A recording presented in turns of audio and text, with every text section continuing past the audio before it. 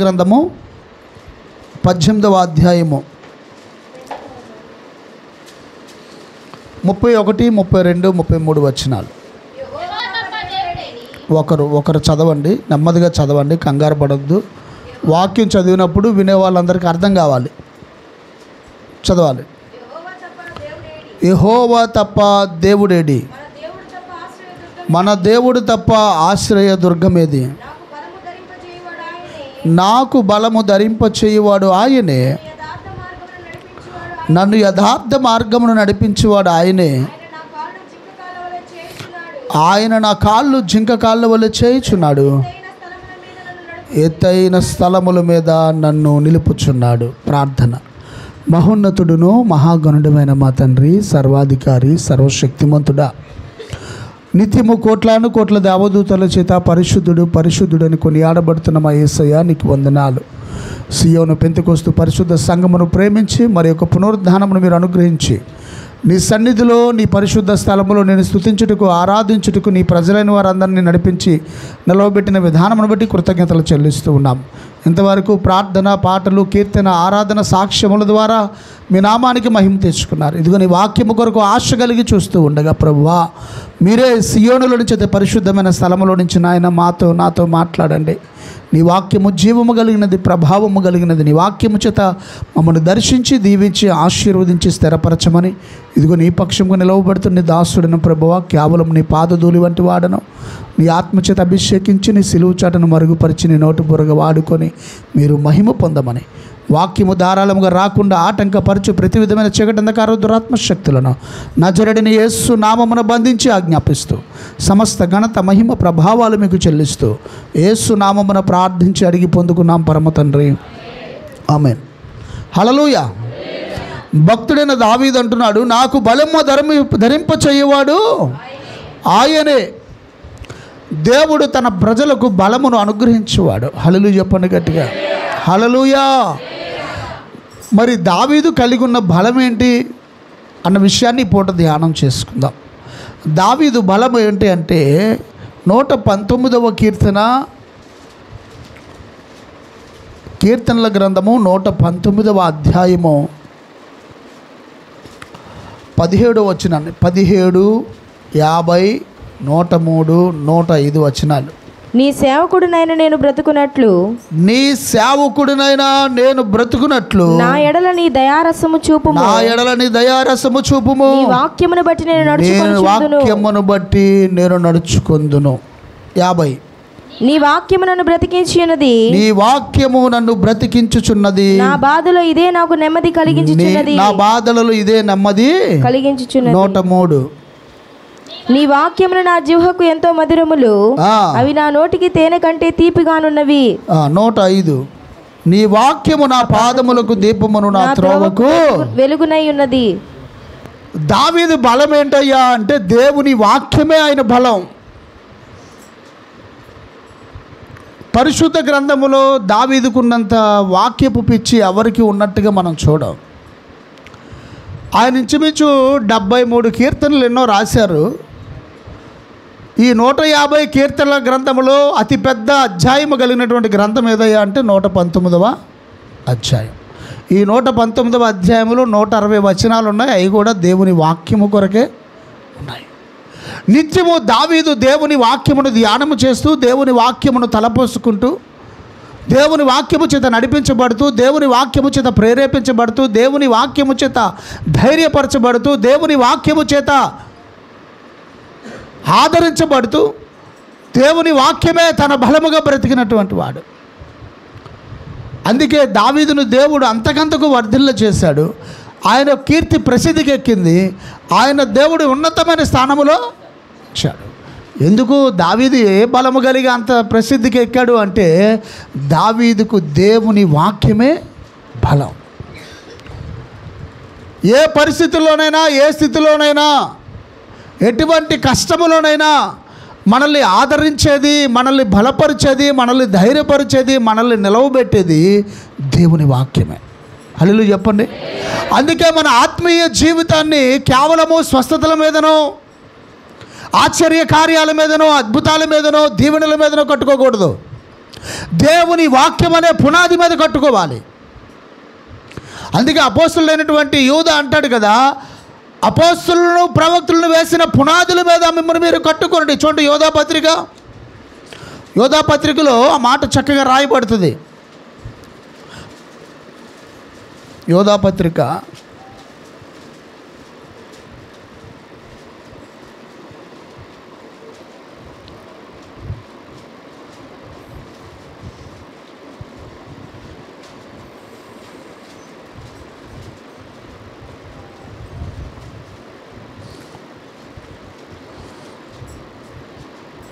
మిమ్మల్ని మీరు కట్టుకొనొచ్చు అన్న మాట ఉంటుంది చూడండి.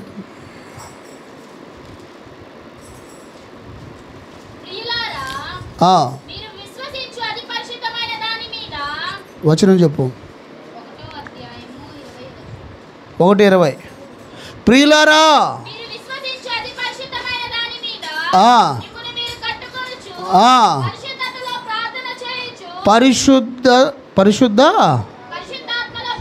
పరిశుద్ధాత్మలో ప్రార్థన చేయొచ్చు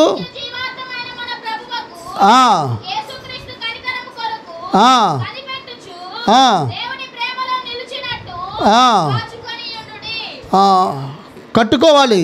దేని మీద? అతి పరిశుద్ధమైన మీరు విశ్వసించిన దాని మీద. దేన్ని విశ్వసించాలి మనం?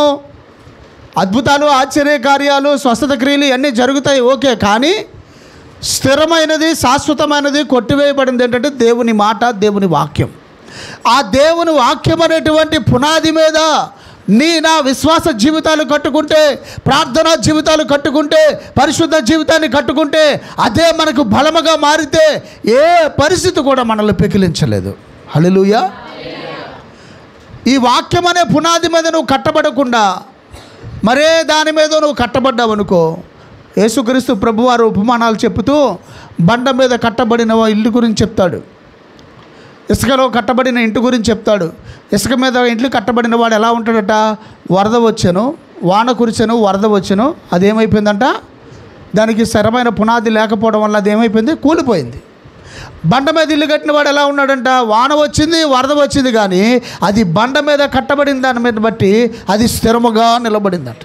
ఈ వాక్యం అనేటువంటి బండ మీద నువ్వు కట్టుకుంటే, వాక్యం అనే పునాది మీద నీ ఆత్మీయ జీవితాన్ని కట్టుకుంటే, ఎన్ని శోధనలు వచ్చినా, ఎన్ని ఇరుకులు వచ్చినా, ఎన్ని ఇబ్బందులు వచ్చినా, ఎన్ని నిందలు, అవమానాలు, శోధనలు వచ్చినా నీ విశ్వాస జీవితం కదిలిపోకుండా స్థిరముగా నిలబడుతుంది.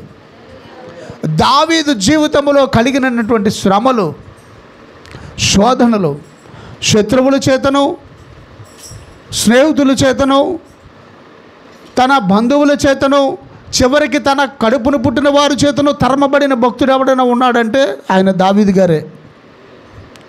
కడుపును పుట్టినోడు కూడా తరిమాడండి, కొడుకు కూడా. రాజుగా ఉన్నటువంటి వాడు కాళ్ళకు చెప్పులు లేకుండా, సరైన వస్త్రాలు లేకుండా, తిండి లేకుండా అడవిలో సంవత్సరాలు సంచరించాడు. తలదాచుకుంటూ, ప్రాణాలు గుప్పిట్లో పెట్టుకుంటూ పరుగులు ఎత్తాడు.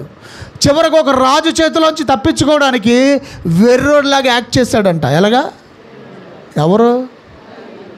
దేవుని చేత అభిషేకింపబడిన వాడు, ఇజ్రాయేల్ మీద రాజుగా పట్టాభిషేకం చేయబడిన వాడు, దేవుడు ఇతడే నా ఇష్టానుసారుడైన కుమారుడు, నా ఇష్టానుసారుడైనటువంటి సేవకుడని సాక్ష్యము పొందిన దావీదు పరిస్థితి ఎలాగెళ్ళిపోయింది తెలిసిన? అదే 18వ కీర్తనలో ప్రారంభంలో కొన్ని మాటలు ఉంటాయి. 18వ కీర్తనలో ప్రారంభంలో కొన్ని మాటలు ఉంటాయి చూడండి. ప్రారంభం మాటలు, కీర్తన స్టార్ట్ అవ్వకముందు ప్రారంభంలో కొన్ని మాటలు ఉంటాయి.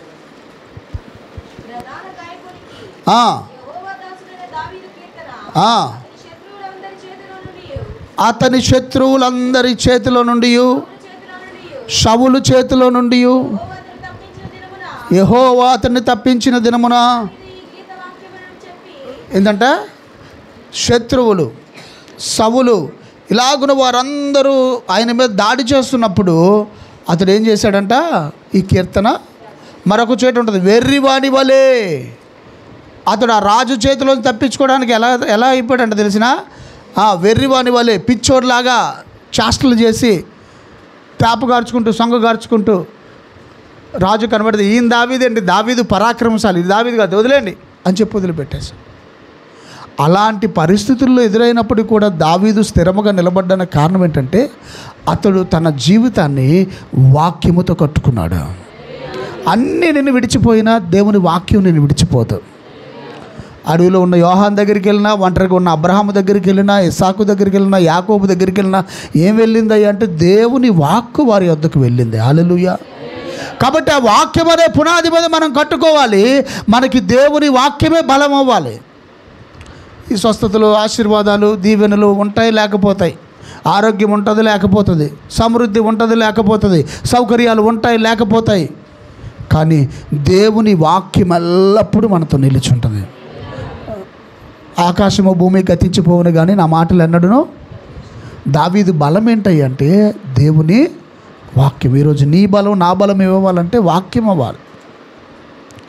అదే నీ బాధలో నిన్ను ఆదరించేది, చీకటిలో నీ పాదములకు వెలుగు కలుగు చేసేది, నీకు త్రోవను చూపించేది, నిన్ను ఆదరించేది. దావీదు కలిగి ఉన్న బలం ఏంటి? దేవుని వాక్యము. హల్లెలూయా. ఇంకా దావీదుకున్న బలం ఏంటో చూద్దామా? మొదటి సమూయేలు గ్రంథము 16వ అధ్యాయం 16వ వచనం చూడండి. మా ఏలినవాడవైన నీవు ఆజ్ఞయిమ్ము, నీ దాసులమైన మేము సిద్ధముగానున్నాము. సితారా చమత్కారముగా వాయింపుగల యొక్క నీ విచారించుటకై మాకు సెలవిమ్ము. దేవుని యొద్ద నుండి దురాత్మ వచ్చి నిన్ను పట్టినప్పుడల్లా అతడు సితారా చేత పట్టుకొని వాయించుట చేత నీవు బాగుపడదువని అతనితోననిరి. సౌలు బాగుగా వాయింపగల యొక్కని విచారించి నా ఎద్దకు తీసుకుని రండని తన సేవకులకు సెలవీయగా వారిలో ఒకడు చిత్తగించుము, బెత్లెహేమీయుడైన యెషయా యొక్క కుమారులలో ఒకరిని చూచి తిని అతడు చమత్కారముగా వాయింపగలడు. హల్లెలూయా. సితార వాయించుటలో చమత్కారము కలిగిన వాడంటే ఎవరు? దావీదు. హల్లు చెప్పండి. సితార వాయించడం అంటే వినసొంపుగా ఎవడైనా వాయిస్తాడు, కానీ దావీదు వాయిస్తే దెయ్యాలు పారిపోతాయంట. హల్లు చెప్పండి.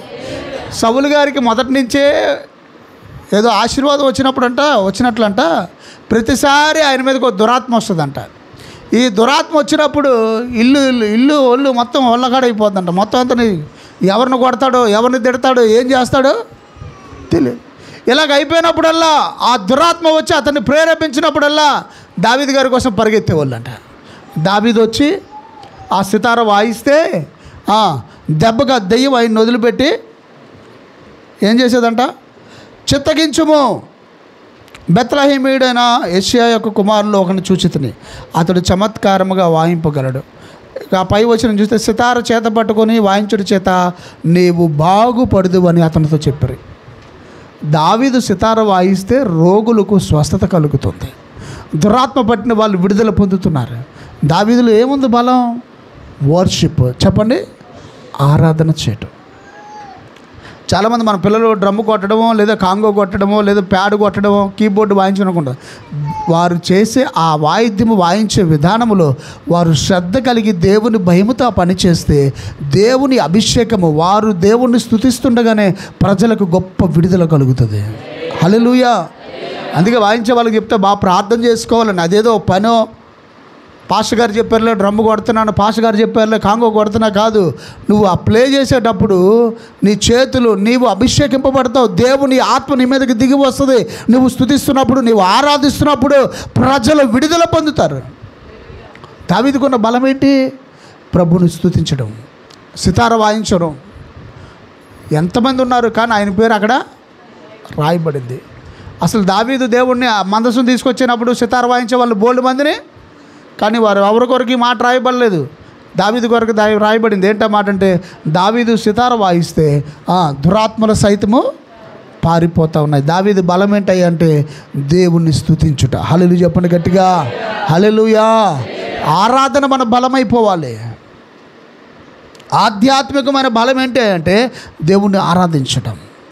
శ్రమల చేత, ఇరుకుల చేత, ఇబ్బందుల చేత, మానసిక ఒత్తిడుల చేత కృంగిపోయినప్పుడు దేవుని సన్నిధిలో కాసేపు మోకరించి దేవుణ్ణి స్తుతిస్తూ ఆరాధిస్తూ ఉన్నప్పుడు మనల్ని ఆవరించున్నటువంటి ఆ చీకటి, ఆ భయము, ఆందోళనలన్నీ మనల్ని విడిచి వెళ్ళిపోతాయి. కొద్ది నిమిషాలు మనస్ఫూర్తిగా ప్రభుని స్తుతిస్తే. హల్లెలూయా. కాబట్టి దావీదుకున్న బలం ఏంటయ్యా అంటే ఒకటి దేవుని వాక్యము, రెండు దేవుని ఆరాధించుట, వాయిద్యములను చమత్కారముగా వాయించుట, మూడోది మొదటి సమూయేలు గ్రంథము 17:34 చూడండి. దావీదు సౌలుతో ఇట్లా నేను మీ దాసుడనైన నేను నా తండ్రి యొక్క గొర్రెలను కాయిచుండా సింహమును ఎలుగుబంటియును. ఎందుకంత కంగారు ఎందుకు నాకు అర్థం కాదు. మీ దాసుడనైన నేను నా తండ్రి యొక్క గొర్రెలను కాయిచుండగా సింహమును ఎలుగుబంటియును వచ్చి మందలో నుండి ఒక గొర్రె పిల్లను ఎత్తుకొని పోవుచుండగా నేను దానిని తరిమి చంపి దాని నోట నుండి ఆ గొర్రెను విడిపించి తిని అది నా మీదకి రాగా దాని గడ్డము పట్టుకొని దానిని కొట్టి చంపి తిని మీ దాసుడునైన నేను ఆ సింహమును ఎలుగుబంటిని చంపి తిని. హల్లెలూయా. గొర్రెలు కాయడం అంటే కర్ర పట్టుకొని, మామూలుగా మనం చూస్తాం కదా, కర్ర పట్టుకొని ఒక వాటర్ బాటిల్ పట్టుకొని గొర్రెలు అటు ఇటు వెళ్ళిపోకుండా నడిపించడం ఎవరి వల్లనే అయింది. కానీ అవి తోడేళ్ళు పాలు కాకుండా, నక్కల పాలు కాకుండా, సింహముల పాలు కాకుండా, ఎలుగుబంటిల పాలు కాకుండా, క్రూర మృగాల పాలు కాకుండా కాపాడడంలో దావీదు బలము కలిగిన వాడు. హల్లెలూయా. దావీదు అంటే గొర్రెలు కాసుకుంటాడండి. మనం ఏం కాసుకుంటాం? మనం ఎవరిని కాచుకోవాలి? మన కుటుంబాన్ని కాపాడుకోవాలా లేదా? హల్లెలూయా చెప్పండి. భార్యకి లేదా తండ్రికి తల్లికి ఇద్దరికి బాధ్యత ఉంటుందా? ఎవరిని కాచుకునే బాధ్యత? కుటుంబాన్ని కదా. కుటుంబాన్ని ఎవరి నోట్లో పడకుండా కాచుకోవాలి? సింహం నోట నుండి. సింహం అంటే ఎవడు? మీ విరోధి అయిన అపవాది గర్జించు సింహం వలె వాడి నోట్లో పడకుండా, ఎలుగుబంటి నోట్లో పడకుండా, లోకము నోట్లో పడకుండా, పాపంలో పడకుండా, వాటి నోట్లో నుంచి విడిపించగలిగినట్లుగా ఒక బలము కలిగి ఉండాలి మనము. ఎలాగా? దేవుని పాదాలు పట్టుకొని పోరాడి అపవాది చేతిలో నుండి, సింహముల నోట్లో నుండి మనము వాటిని విడిపించినట్లుగా బలము కలిగి ఉండాలి. హల్లెలూయా చెప్పండి. హల్లెలూయా. దావీదు గొర్రెల కాయటములో బలము కలిగిన వాడు. ఎలాగంటే క్రూర మృగాల నోట్లో నుంచి కూడా ఆ గొర్రెలు విడిపించగలిగినటువంటి బలము కలిగిన వాడు. మందలు కాయడంలో, తన తండ్రి మంద కాయడంలో, లేదంటే గొర్రెలు మేపడంలో, గొర్రెలు కాయటంలో దావీదు బలము కలిగిన వాడు. హల్లెలూయా. అందుకే అంటాడు కదా, నా ప్రజలను నీవు మేపు అంటాడు, నా ప్రజలను కాయ అంటాడు దావీదుతో దేవుడు. గొర్రెల ఎడల ఎంత శ్రద్ధ కలిగి ఉన్నాడు, ఆ మందల ఎడల ఎంత శ్రద్ధ కలిగి ఉన్నాడు. ఎప్పుడు కళ్ళు వాటి మీద ఉండేవి. ఎన్నున్నాయో లెక్క తెలుసు, ఏది తక్కువైందో లెక్క తెలుసు. గొర్రెల్ని అంత జాగ్రత్తగా కాపాడుతున్నాడు, నా ప్రజలు ఇంకెంత జాగ్రత్తగా చూసుకుంటాడని దేవుడు ఏం చేశాడంటే రాజుగా చేశాడు. హల్లెలూయా. హల్లెలూయా. కాబట్టి గొర్రెల కాయటంలో దావీదు బలము కలిగి ఉన్నాడంట. బలం ఎక్కడ కనబడుతుంది? శత్రువు చేతిలో నుంచి విడిపించినప్పుడే కదా మన బలం తెలిసేది. హల్లెలూయా. బక్కగున్నాడా, సన్నగున్నాడా, లావు ఉన్నాడు కాదు, శత్రువు చేతిలో నుంచి విడిపించగలిగిన బలం ఉండాలి. మన పిల్లలు సింహం అనే అపవాది నోట్లో పడకుండా, లోకపు నోట్లో పడకుండా, పాపంలో పడకుండా ప్రార్థన అనే బలము చేత వారిని విడిపించుకోగలగాలి, వారిని కాపాడుకోగలగాలి, వారిని వాక్యము చేత మేపుకోగలగాలి. దావీదు ఆ బలము కలిగి ఉన్నాడంట. హల్లెలూయా చెప్పండి. దావీదు బలం ఏంటి? మేపుట, కాయుట. చెప్పండి. గొర్రెలను మేపుట, వాటిని కాయుట. ఏంటి కాయడం అంటే? క్రూర మృగాల్లో చేతుల్లో పడిపోకుండా కాపాడుకోవటం. ఇకపోతే 17:49 చేయి వేసి అందులో నుండి రాయి ఒకటి తీసి వడిసెలతో విసిరి ఆ ఫిలిష్తీయుని నుదుట కొట్టెను. ఆ రాయి వారి నుదురు చొచ్చినందున వాడు నేలను బోర్లా పడెను. హల్లెలూయా. ఇంకా దావీదు ఎందులో బలము కలిగిన వాడు? వడిసెను విసిరడంలో. విసిరితే చొచ్చుకుపోయిందంట లోనకి. ఏంటది? ఎందుకు ఆ విద్య నేర్చుకున్నాడు దావీదు అంటే, క్రూర మృగాల దగ్గరికి ఈయన పరిగెత్తలేడు కదా. ఈయన పరిగెత్తేలోపే అవేం చేస్తాయి? పేక పట్టుకొని ఎత్తుకుపోతాయి. ఆ క్రూర మృగాన్ని చూడగానే, ఆ జంతువుని చూడగానే వెంటనే ఒడిస్తే దాన్ని ఏం చేసేవాడంట? గురి చూసి కొట్టేవాడు. హల్లెలూయా చెప్పండి. హల్లెలూయా. దావీదు గురి చూసి కొట్టుటలో బలము కలిగిన వాడు, ఒక గురి కలిగిన వాడు. హల్లెలూయా. దేవుని బిడలమైన మనము గురి కలిగిన వారమై ఉండాలి. గురి లేకుండా, గమ్యం లేకుండా, ఒక లక్ష్యము లేకుండా ఏదో పోతున్నావు అంటే వస్తున్నావు, నేను ప్రభువుని నమ్ముకున్నాను, నేను మందిరానికి పోతున్నా కాదు. గురు ఉండాలి. దేవుడు నా కుటుంబాన్ని ఈ స్థాయిలో ఉంచాలి, నా ఆత్మీయ జీవితం ఈ స్థితిలో ఉండాలి, నా ప్రార్థన ఈ స్థాయికి ఎదగాలి, నేను వాక్యం చదవడంలో ఈ స్థాయికి వెళ్ళాలి, ఇదిగో నేను ఆత్మీయ జీవితంలో ఈ స్థాయిలో ఉండాలి, పరిచర్యలో ఈ స్థాయిలో ఉండాలని ఒక గురు ఉండాలి మనకి. కొట్టి దావీదు గొలియాతు పడిపోయాడంట, రాయి చొచ్చుకుపోయిందంట లోనకి, నుదుటి మీద తగిలింది. ఎంత శరీరం ఉంది. ఆడేమో 18 అడుగులు ఎంత ఉన్నాడు, ఈయన చూస్తే ఎంత ఉన్నాడు, దూరంగా ఉన్నాడు. ఆ రాయి ఇసురు కొడితే కరెక్ట్గా ఎక్కడ తగిలింది, ఆయువు పట్టు మీద కొట్టాడంట. ప్రాణం పోయింది ఇంక దెబ్బకి. గురి కలిగి ఉండాలి మనము. దావీదు బలం ఏంటో తెలిసినా, గురి చూసి విసురుతావు. నువ్వు విసురుతావు, నేను విసురుతాను, అది ఎట్టిపోద్దా తెలీదు. మనం తిప్పవా ఏంది, తిప్పి మొన్న ఎవరో ఒక ఆయన ఎరుసలేము పోయి ఇగో దావీదు ఎట్ట తిప్పాడని తిప్పుతున్నాడు ఎరుసలేములో. మనం నువ్వు తిప్పుతావు, నేను తిప్పుతావు, ఎవడికో తగలడం మాట దేవుడు ఒక్కసారి మనకే తగులుతుంది. అది చుట్టు తిరిగి మన గురి అలాంటిది. కానీ దావీదు గురి అలాంటిది కాదు, శత్రువుని పడగొట్టింది. మనం గురి కలిగి జీవించాలండి. క్రైస్తవులకు ఒక గురి ఉండాలి. ఏంటి మన గురి? నా కుటుంబము దేవుని సన్నిధిలో ఉండాలి, మేము ఆత్మీయ జీవితంలో ఒక స్థితిలో ఉండాలి, నిత్యముగా దేవుని రాజ్యంలో నా కుటుంబం ఉండాలి. ఒక గురి.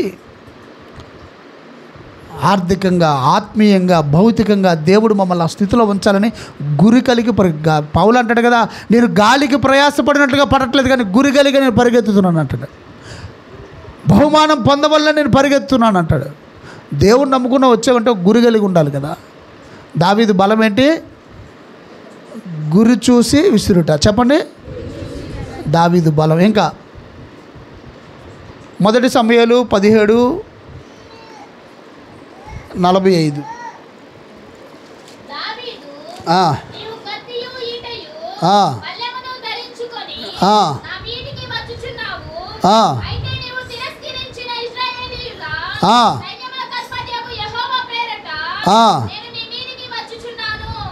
దావీదు బలం ఏంటంటే దేవుని నామం. చెప్పండి, దేవుని నామం. చెప్పండి, ఎవరి మీద వెళ్తున్నాడంట? నువ్వు కత్తె, బల్లెము, డాలు, ఆయుధాలన్నీ పట్టుకొస్తున్నా కానీ నాకున్న ఆయుధం ఒకటి, యేసునామం. చెప్పండి, యేసునామం. చెప్పండి, యేసునామాన్ని నువ్వు ఎలా చేయగలవు, ఎలా పట్టుకోగలవు దాన్ని అంటే విశ్వాసము ద్వారా. ఏమంటున్నాడు అక్కడ? చదవండి మళ్ళా కంటిన్యూషన్. ఆయన ఎంతున్నాడు, ఈయన ఎంతున్నాడు? ఆయన అప్పగిస్తే మాత్రం ఈయన పట్టుకోగలరా? ఆడు బల్లెం ఒకడు మోస్తున్నాడు, ఆడు డాలు ఒకడు మోస్తున్నాడు, ఆడి కిరీటం 500 తులాలు ఉంటుంది. ఈ దినమున యెహోవా నన్ను చదువు, నేను నిన్ను చంపి నీ తల తెగవేతును.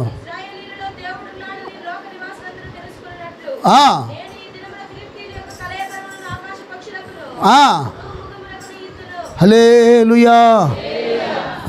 ఆ పరిస్థితులకు కానీ, అక్కడున్న సిచ్యువేషన్కి కానీ, ఎదురున్న శత్రువుకి కానీ ఈయన మాట్లాడే మాటలకి పొంతనే లేదు. దావీదు కలిగి ఉన్న బలం ఏంటో తెలిసిన? విశ్వాసము. హల్లెలూయా. చేతిలో కత్తి లేదు, ఒంట్లో బలం లేదు. బలవంతుడైన శత్రువును చూసి దేవుని నామములో వాడిని జయిస్తానని పలుకుతూ ఉన్నాడు. నీ కళ్ళ ముందు నీకున్న సమస్య, నీకున్న అప్పు, నీకున్న రోగము, నీకున్నటువంటి కష్టాలు నీకంటే పెద్దవిగా కనిపించవచ్చు, కానీ నీ విశ్వాసము ఎదుట అవి చాలా చిన్నవి. ఎప్పుడైతే మనము విశ్వాసపు వాక్కులు లేదా పలుకులు పలుకుతామో సగం జయించినట్లే. దావీదు బలం ఏంటయ్యి అంటే ఫెయిత్, విశ్వాసం.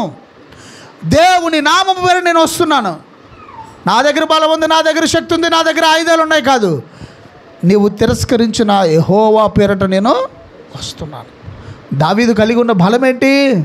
విశ్వాసం. చెప్పండి, విశ్వాసం. చెప్పండి. అది ఎప్పుడు బయటపడాలి? మన ఎదుట శత్రువు ఉన్నప్పుడు, మన ఎదుట సమస్య ఉన్నప్పుడు, మన ఎదుట కష్టం ఉన్నప్పుడు, మన ఎదుట సవాలకరమైనటువంటి నిందలు, అవమానాలు ఉన్నప్పుడు మనము విశ్వాసపు మాటలు పలకాలి. పరిస్థితులన్నీ నీ పని అయిపోయింది అంటాయి, బంధువులందరూ ఇంకంతే నీ సంగతి అంటారు, కానీ మనం అనాలి యెహోవా నామములో దేవుడు నన్ను నిలవబెడతాడని.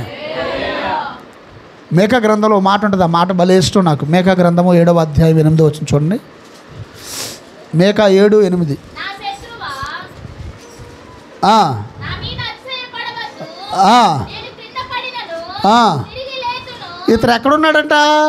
పడిపోయాడు, కింద పడిపోయాడు. కింద పడిపోతే శత్రువట చూసి నవ్వుతున్నాడంట. నీ పని అయిపోయింది, నిన్ను పడగొట్టేశానని శత్రువు అతిశయపడుతున్నాడట.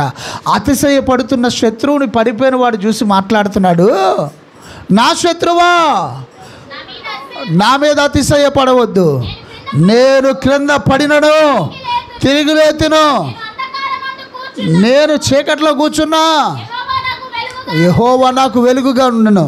నేను యెహోవా దృష్టికి ఆ, పాపము చేసి తిని గనుక ఆ, ఆయన నా పక్షమున వ్యాజ్యమాడి ఆ, నా పక్షమున న్యాయము తీర్చు వరకు ఆ. నేను ఆయన కోపాగ్నిని సహింతును. దేవుడు నన్ను ఒకవేళ శ్రమకు అప్పగిస్తే దాన్ని నేను ఓర్చుకుంటాను, కానీ నేను కింద పడినను తిరిగి చదువు. ఆయన ఆ, నన్ను వెలుగులోనికి రప్పించును. ఆ. ఆయన నీతిని నేను చూచెదను. హల్లెలూయా. నేను కింద పడినను తిరిగి లేస్తాను. పడిపోవచ్చు, కొన్నిసార్లు మన చేయి జరగకపోవచ్చు, మనం అనుకున్నది జరగకపోవచ్చు, కొన్నిసార్లు వాటమి పాలు కావచ్చు, నిందల పాలు కావచ్చు, కానీ మన దేవుడు మరలా మనల్ని లేపుతాడు. ఆ విశ్వాసాన్ని కలిగి ఉండాలి. పరిస్థితులు బాగున్నప్పుడు ఎవరైనా విశ్వాసం మాటలు బాగానే మాట్లాడతాం. ప్రతికూల పరిస్థితుల్లో కూడా విశ్వాసపు మాటలు మనం మాట్లాడగలగాలి. విశ్వాసాన్ని మనము, దావీదు బలం ఏంటయ్యా అంటే విశ్వాసం. ఏంటి దావీదు బలం? విశ్వాసం.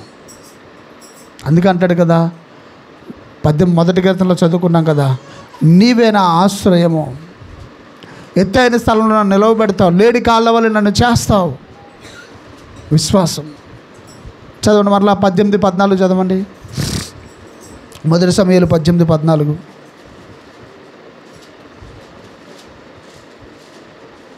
మరియు ఆ, దావీదు ఆ. సమస్త విషయములలో సమస్త విషయములలో కలిగి సుబుద్ధి కలిగి తిప్పగా ప్రవర్తింపగా తోడుగా యెహోవా అతనికి తోడుగా ఉండెను. హల్లెలూయా. దావీదుకున్న మరో బలం ఏంటంటే ఆయన సమస్త ప్రవర్తనలో కూడా సుబుద్ధి కలిగి ప్రవర్తిస్తాడంట. హల్లెలూయా చెప్పండి. మరియు దావీదు సమస్త విషయములలో సుబుద్ధి కలిగి ప్రవర్తింపగా. సుబుద్ధి అంటే చెప్పాలి, మంచి బుద్ధి లేకపోతే ఏం బుద్ధి ఉంటుంది? ఇంకా కుళ్ళు బుద్ధి, చెడ్డ బుద్ధి. చెడ్డ బుద్ధి అంటే ఏంటి చెప్పండి? కుళ్ళు బుద్ధి వేరు, చెడ్డ బుద్ధి అంటే ఏంటి చెప్పండి?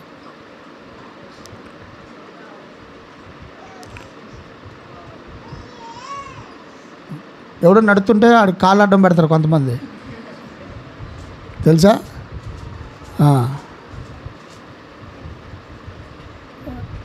కొంతమంది సరదాగా అంటారు, కానీ తింటున్నప్పుడు ఎట్ట అంటాం, అవును, తాగేటప్పుడు ఎట్ట అంటాం.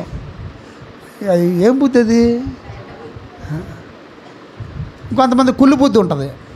ఎవరైనా మంచిగా బట్టలు వేసుకున్నారనుకో కడుపు రగిలిపోద్ది. దావీదు మీద సౌలు అట విషపు చూపు నిలిపాడంట. కొంతమంది మీకు విషపు చూపు ఉంటుంది.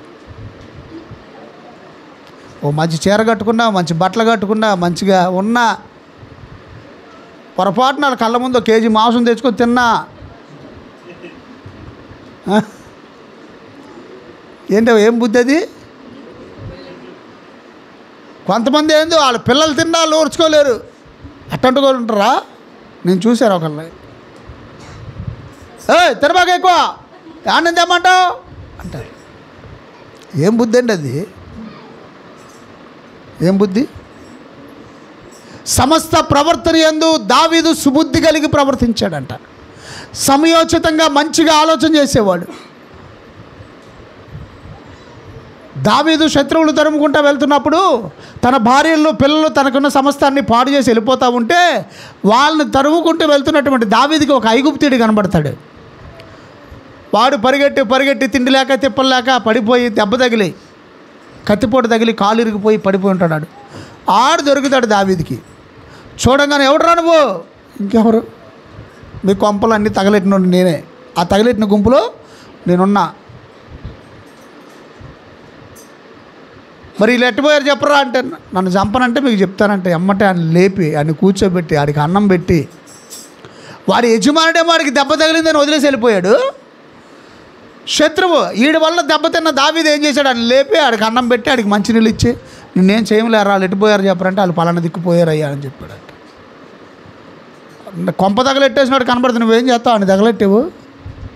దావీదు బుద్ధి అలాంటిది కాదు, సుబుద్ధి కలిగేవాడు. హల్లెలూయా. దావీదు ఒకరోజు యుద్ధానికి వెళ్తారు, 600 మంది వెళ్తారు యుద్ధానికి. ఎంతమంది? సగం దారి వెళ్ళగానే 200 మందికి నీరసం వస్తుంది. అయ్యా దావీదా మేము రాలేమయ్యా, మేము ఉండిపోతామయ్యా అంటే, సరే మీరు ఉండండి మేము ఆగం ముందుకు వెళ్తామని మిగిలిన 400 మంది దావీదు కలిపి వెళ్తారు యుద్ధం చేస్తారు. యుద్ధం చేసిన తర్వాత సొమ్ము అంతా పట్టుకొని వస్తారు. ఎంత మంచోడి దగ్గరైనా కొంతమంది దొంగ బుద్ధి కలిగిన వాళ్ళు ఉంటారు. అల్లు చెప్పండి, ఫ్యామిలీ ఎంత మంచిదైనా అందరూ ఎవరో ఒకరు ఉంటారు, కుళ్ళు బుద్ధోళ్ళు దొంగ బుద్ధోళ్ళు ఉంటారు. నమ్మునే వాళ్ళు అందరూ అల్లు చెప్పండి, ఉన్నారా? అయితే దావీదు ఏం చేస్తాడు, సరే మనతో పాటు వచ్చారు కదా అని చెప్పి వచ్చిన సొమ్ము అంతా కూడా అందరికీ సమానంగా పంచండి అంటాడు. అందులో 4 లెగిస్తారు. ఎంతమంది లెగిసి దావీదు మీద తగువకు వస్తారు? చూడండి ఒకసారి. హల్లెలూయా. 1 సమూయేలు గ్రంథం 30వ అధ్యాయము 22వ వచనం చూడండి. దావీదుతో కూడా వెళ్ళిన వారిలో దుర్మార్గులను పనికి మాలిన వారైన కొందరు ఉన్నారంట. ఎవరి దగ్గర? బలము కలిగిన దేవుడు ఎన్నుకున్న, దేవుడు ఏర్పాటు చేసిన, దేవుడు అభిషేకించిన ఆయన దగ్గర కూడా కొంతమంది దుర్మార్గులు, కొంతమంది తల్లిదండ్రులు మంచి వాళ్ళు ఉంటారు, పిల్లలు దుర్మార్గులు ఉంటారు, పనికి మాలోళ్ళు ఉంటారు. కొన్నిసార్లు మనం ఎంత మంచిగా ఉన్నా సరే మనతో ఉన్నవాళ్ళు కొంతమంది దుర్మార్గులు ఉంటారు, పనికి మాలోళ్ళు ఉంటారు. వీళ్ళు ఏం చేశారు?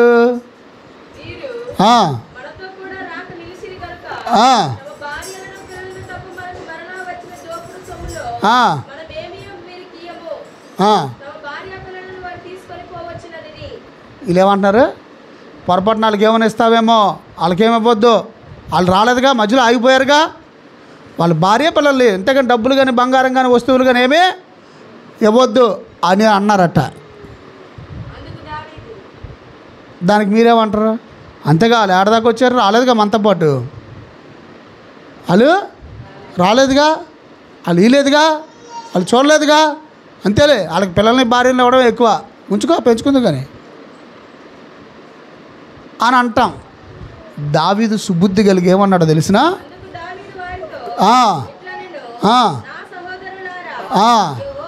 ఎవరిని పిలుస్తున్నాడంట? ఇంట్లో వాళ్ళని దుమ్మెత్తిపోతాం మనం, అవునా? ఇంట్లో వాళ్ళని ఏమని పిలుస్తాం? దుమ్మెత్తిపోస్తాం. పనికి మాలోళ్ళు, అది ఏది నోటుకు అద్దు ఆపు ఉంటుంది, మళ్ళీ స్తోత్రాలు చెప్పే నోరే. దుర్మార్గులు పనికి మాలోళ్ళు అని తెలిసినా కూడా దావీదు ఏమని పిలిచినట్టు తెలుసా? సహోదరులారా, యెహోవా మనల్ని కాపాడి మనకు అప్పగించి, ఈడేదో రాళ్ళు కొట్టి సంపాదించిన వాళ్ళ ఫీల్ అయిపోతున్నాడు. వచ్చిన బాధ, దేవుడు మనల్ని కాపాడి అప్పగించి దేవుడు మనకి ఇచ్చాడు కదా, దాని విషయంలో మీరు ఇలా ప్రవర్తించడం మంచిది కాదు. ఎవరు ఒప్పుకుంటారు? యుద్ధమునకు పోయిన వారి భాగం ఎంతో. వెళ్ళిపోయినప్పుడు ఈ సామాన్ల దగ్గర కాపలా ఉంటారు కదా, సామాన్ల దగ్గర కాపలా ఉన్నవాని భాగము కూడా అంతేనని వాడుక మాట.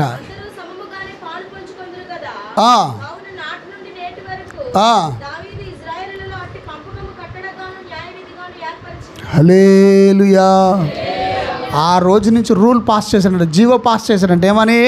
యుద్ధముకు వెళ్ళిన వాడి భాగం ఎంతో, సామాన్ల దగ్గర కాపలా ఉన్నోడి దగ్గర కూడా.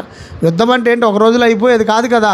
వీళ్ళందరూ యుద్ధానికి వెళ్తే ఇక్కడ సామాన్ల దగ్గర కాపలా అంటే మిగిలిన బాంబుల దగ్గర, లేదంటే ఆ కత్తుల దగ్గర, కటార్ల దగ్గర, గుడారాల దగ్గర, వాళ్ళకి తిండి గింజలు అన్నింటి దగ్గర ఉంటే వాళ్ళ దగ్గర మనుషులు ఉండాలి కదా. యుద్ధానికి వెళ్ళిన తర్వాత అక్కడ దోపుడు సొమ్ము దొరికితే యుద్ధం చేసినోడికి ఎంత భాగమో ఇక్కడ సామాన్ల దగ్గర కాపలా ఉన్నోడు కూడా అంతే భాగం ఇవ్వాలని దావీదు జీవో పాస్ చేశాడంట. అందరినీ సమానంగా ప్రేమించే బుద్ధి, స్వబుద్ధి కలిగి ఉండటం. ఒకళ్ళొకలాగా పెద్దోడిని ఒకలాగా చిన్నోళ్ళని ఒకలాగా, ముందు పుట్టినోడిని ఎత్తి మీద పెట్టుకొని వెనక పుట్టినోడిని వెనకాతలు ఎడితే దొంగ బుద్ధి అది. అందరూ నీ కడుపులో పుట్టారుగా, అంతా ఒకే సంఘంగా ఒకే కుటుంబంగా, ముందున్నోడికేంటి వెనకున్నోడికేంటి. వీడికి తెలివితేటలు ఎక్కువ ఉంటే వీడు ఎక్కువ బాగుపడతాడు, వాడికి తక్కువ ఉంటే వాడు తక్కువ బాగుపడతాడు. మరి నువ్వెందుకు తేడాగా చూడాలి? చూడకూడదు అలాగా, దొంగ బుద్ధి అది. దేవుడు నిన్ను లెక్క అడుగుతాడు. మనందరం మంచోళ్ళం కాదు, కానీ దేవుడు అందరినీ, అందరి కోసం ప్రాణం, అందరి కోసం రక్తం. దావీదు బలం ఏంటంటే సుబుద్ధి కలిగి ప్రవర్తించడం. అందరిలా ప్రవర్తిస్తే దావీదు వాళ్ళకి తేడా ఏంటి? లోకస్తులాగా నువ్వు ఎడితే నీకు దేవుణ్ణి నమ్ముకున్న వాళ్ళకి, దేవుణ్ణి నమ్ముకున్న వారికి తేడా ఏంటి? నీకు వందనం చెప్పినోడికే వందనం చెప్తే నీ గొప్పతనం ఏంటంట? మంచోడిని ప్రేమిస్తే నీ గొప్పతనం ఏంటంట?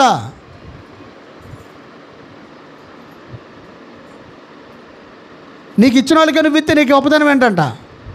నీకు వందనము చేయని వానికి కూడా వందనం చేస్తే గొప్పతనం.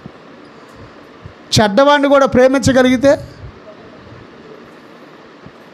నీకు పెట్టనోడు కూడా పెట్టగలిగితే అది కదా స్వబుద్ధి. అన్ని జనులు కూడా చేస్తారు, పెట్టినోడికి పెడతారు, పిలిచినోడికి పిలుస్తారు, ఇచ్చినోడికి ఇస్తారు. దేవుని బిడ్డలు అలా ఉండకూడదు. వాళ్ళు మాట్లాడింది క్రియారూపకంగా చూస్తే కరెక్టే, వాళ్ళు రాలేదు కదా, వాళ్ళకి ఎందుకు ఇవ్వాలన్నారు. కానీ దాన్ని దేవుడు అంగీకరించదు. వాళ్ళకి 2 పేర్లు ఎట్టాడు. ఏం పేర్లు అవి? దుర్మార్గులు. దావీదు చెప్పిన దానికి దావీదుకు పేరు పెట్టాడు. ఏం పేరు అది? సుబుద్ధి కలిగిన వాడని.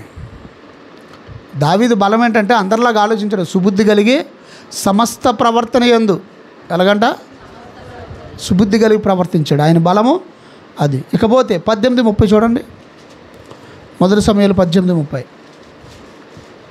ఫిలిష్తీయులు సర్దారులు యుద్ధమునకు బయలుదేరి వచ్చిరి. వారు బయలుదేరినప్పుడెల్లలో దావీదు బహు వివేకము కలిగి ప్రవర్తించుచు రాగా. హల్లెలూయా.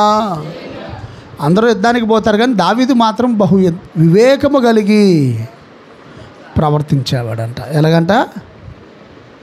ఏం కలిగి? వివేకము కలిగి. ఓ సమస్య వచ్చేటప్పుడు ఒక గుడ్డెద్దు చేలో పడ్డట్టు వెళ్ళిపోకూడదు. ఏదైనా మనకు ఒక విషయం తెలిసినప్పుడు అగ్గి మీద గుగ్గులం అయిపోతారు కొంతమంది. ఉన్న పాటున అయిపోతారు. చివరికి వెళ్తే అదేమో తేడా ఉంటుంది. ఎప్పుడు ఏదైనా సమాచారం వినంగానే మనం నెగిటివ్గా రియాక్ట్ కాకూడదు. వెయిట్ చేయాలి, ఆలోచన చేయాలి, వివేకం కలిగి ఉండాలి. ఆ విషయాన్ని పూర్తిగా సంకుచితంగా తెలుసుకొని, ఎవరైనా ఏదైనా తెలిస్తే దాని గురించి పూర్తిగా ఎంక్వైరీ చేసుకొని అప్పుడు దాని మీద మనం మాట్లాడాలి తప్పితే వివేకం లేకుండా కానీ మనం వెళ్ళిపోయామా, తొందరపడి మాట్లాడేసామా, మన పరువు దక్కదు. ఒక యుద్ధానికి వెళ్ళేటప్పుడు కూడా ఎలా పడితే అలాగ వెళ్ళిపోతే నువ్వుతో పాటు నీ వెనకాతలు ఉన్న వాళ్ళు కూడా పోతారు. దావీదు అలా ప్రవర్తించేవాడు కదండి. యుద్ధానికి వెళ్ళేటప్పుడు అంట బహు వివేకముగా. ఏంటి వివేకం అంటే? అదే మొదటి సమూయేలు గ్రంథము 30వ అధ్యాయము 7వ వచనం చదవండి.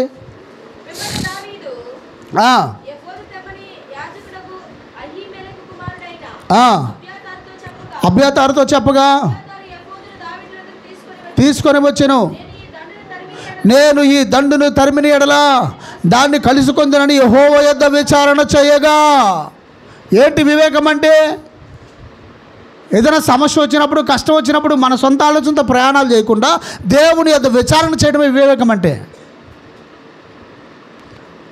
అడగాలా వద్దా, చెయ్యాలా వద్దా, వెళ్ళాలా వద్దా అని దేవుని యొద్ద విచారణ చేయటమే వివేకము కలిగి ఉండటం. సామెతల గ్రంథంలో ఉంటుంది, వివేకము గల నాయకుడిపై యుద్ధం చేయము. ఒక కుటుంబ పక్షంగా నీవు ఒక నాయకుడివి. కుటుంబంలో ప్రతి ఒక్కరూ, కుటుంబంలో పెద్దలైన వారు ఒక సైనికుడి వల్లే పోరాడాల్సి వస్తుంది. బిడ్డల కొరకు, ఆ అవసరతల కొరకు, అక్కర్ల కొరకు, వాళ్ళ పోషణ కొరకు, వారి ఆరోగ్యాల కొరకు, వారి కాపుదల కొరకు ప్రతి ఒక్కరూ ఒక సైనికుడై పోరాడాల్సి వస్తుంది. వివేకంగా పోరాడకపోతే, దేవుని సహాయం కలిగి పోరాడకపోతే, దేవుని కృప పొంది పోరాడకపోతే నీతో పాటు నీ కుటుంబం కూడా రోడ్డు మీదకి వచ్చేస్తుంది. దావీదు బలం ఏంటంటే అందరిలా కాదు, వివేకము కలిగి ఉండేవాడు. ఒక యుద్ధానికి వెళ్ళాలన్నా, ఏం చేయాలన్నా దావీదు స్కెచ్ యెహోవా స్కెచ్.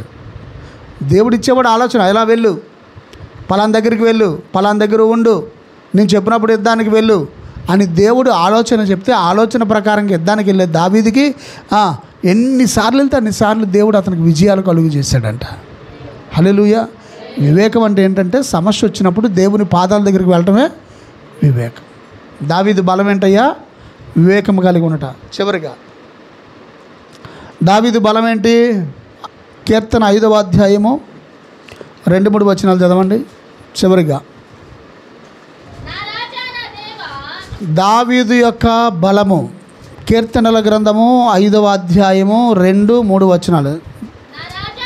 నా రాజా నా దేవా, నా ఆర్తధ్వని ఆలకించుము, నిన్నే ప్రార్థించుచున్నాను. యెహోవా, ఉదయమున నా కంఠస్వరము నీకు వినబడును, ఉదయమున నా ప్రార్థన నీ సన్నిధిని సిద్ధపరచి కాచియుందును. హల్లెలూయా. దావీదు యొక్క బలం ఏంటంటే ప్రార్థన జీవితం. ప్రతి ఉదయమునట ఆయన కంఠము దేవునికి వినబడుతుందంట. దేవుని సన్నిధిని ఆయన ప్రార్థన కాచుకుని ఉంటుందంట. చూడండి అక్కడ, ఉదయమున నా ప్రార్థన నీ సన్నిధిని సిద్ధము చేసి కాచి ఉందును. ఏంటి దావీదు బలం? ఎంతోమంది రాజులు ఉన్నప్పటికీ దావీదు ఎందుకు అంతకంతకి వర్ధిల్లాడంటే దావీదు యొక్క బలం ఏంటో తెలిసిన ప్రార్థన.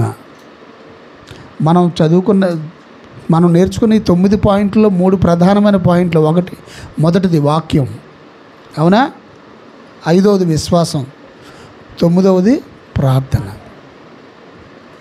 ఈ 3 మస్టన్స్ నువ్వు ఎటు తిరిగినా సరే ఆది అపోస్తుల ఉపదేశంలో ఈ 3 పునాదిరాళ్ళు వాక్యము, ప్రార్థన, విశ్వాసం. నువ్వెన్ని కలిగి ఉన్న ఈ 3 ఖచ్చితంగా ఉండాల్సిందే. కాబట్టి దావీదు యొక్క బలం ఏంటి? దేవుని వాక్యము. దావీదు బలం ఏంటి? దేవుణ్ణి ఆరాధించుట, సితార బహు మంచిగా వాంచుట. దావీదు బలమేంటి? గొర్రెలను మేపుట, కాయుట. దావీదు బలమేంటి? గురి చూసి విసురుట. దావీదు బలమేంటి? విశ్వాసము. దావీదు బలమేంటి? సుబుద్ధి కలిగి ప్రవర్తించుట. దావీదు బలమేంటి? వివేకము కలిగి ఉండుట. దావీదు బలమేంటి? ప్రార్థన జీవితం. హల్లెలూయా. మరి ఈరోజు నీ బలం ఏంటి? మంచిగా మన నోట్లో నోరెడితే ఎవరు ఆగరండి. నీ నోరు నీ బలం ఏంది? ఈరోజు నీ బలం ఏంటి? దావీదు గారు ఏంటండి మీ బలం? దేవుడు మీకు బలం ఇచ్చాడని చెప్తున్నారు కదా. నాకు బలము ధరింపజేయవాడు ఆయనే అని దావీదు చెప్పాడు కదా. మొదటి కీర్తన చదువుకున్నాం కదా, 18వ కీర్తనలో 32వ వచనంలో. ఈరోజు నీ బలం ఏంటి? దేవుడు నీకు ఏ బలం ఇచ్చాడు? ప్రార్థన చేయడం నీ బలమా? కన్నీరు కార్చడం నీ బలమా? దేవుని వాక్యం మీద ఆధారపడడం నీ బలమా? సమస్యల్లో విశ్వాసం కలిగి ఉండడం నీ బలమా? ఏం నీ బలం? నీ పరిశుద్ధత నీ బలమా? మనం పాత నిబంధన భక్తులందరినీ చూసుకుంటే ఒక్కొక్కరికి ఒక్కొక్క బలం ఉంటుందండి. అబ్రహాముకి చిన్న పిల్లర్లాగా లోబడిపోతాడు, అది ఆయన బలం. మోషేకి సాత్వికం బలం, ఇస్సాకుకు ఓర్పు బలం, యాకోబుకి ప్రార్థన బలం. ఇలాగ ఒక్కొక్కరికి ఒక్కొక్క బలం ఉంటుంది. నీ బలం ఏంటి? దేవుని సన్నిధిలో నీవు కలిగి ఉన్న బలం ఏంటి? అయ్యా ఏదైనా సమస్య వచ్చిందంటే పట్టుదలతో ప్రార్థన చేస్తానయ్యా, అదే నీ బలం. కన్నీరు కార్చి ప్రార్థన చేస్తానయ్యా, అవసరమైతే కడుపు కట్టుకొని ఉపవాసం ఉంటానయ్యా. ఎస్తేరు బలం ఏంటి? సమస్య వచ్చిందంటే చాలు ఏం చేస్తుందంట? ఉపవాసం. ఈరోజు నీ బలం ఏంటి? డబ్బులా, వెండా, బంగారమా, బంధువులా, స్నేహితులా, జ్ఞానమా, చదువా? ఏంటి బలం? మన బలము దేవుని వాక్యమై ఉండాలి. మన బలము విశ్వాసమై ఉండాలి. మన బలము ప్రార్థన అయి ఉండాలి. మన బలము సుబుద్ధి అయి ఉండాలి. మన బలము వివేకమై ఉండాలి. మన బలము గురి చూసి బ్రతకడమై ఉండాలి. అప్పుడు దేవుడు దావీదును అంతకంతకు వర్ధిల్ల చేశాను. నిన్ను నన్ను కూడా దేవుడు వర్ధిల్ల చేస్తాడు. మోకరించండి, ప్రార్థన చేసుకుందాం. ఈరోజు నీ బలం ఏంటి? దేవుని దగ్గర ఏ బలం పొందుకున్నావు నువ్వు? నాకు బలము ధర్మం చేయవాడు ఆయనే, నా కాళ్ళను లేడి కలవల్ల చేసి ఎత్తైన స్థలంలో నిలబెట్టేవాడు ఆయనే అని దావీదు అంటున్నాడు. ఈరోజు నీ బలం ఏంటి? ప్రార్థన చేద్దాం. అందరూ కళ్ళు మూసుకొని ఏకీపిద్దామా? ఈరోజు నీ బలం ఏంటి? ఉపవాసం నీ బలమేనా? ప్రార్థన నీ బలం? విశ్వాసమా? ఏంటి నీ బలం? వెత్తబడిన వాక్య నిమిత్తము ఆత్మ ప్రేరేపణ కలిగి ప్రార్థన చేయండి ఎవరైనా ఒకరు.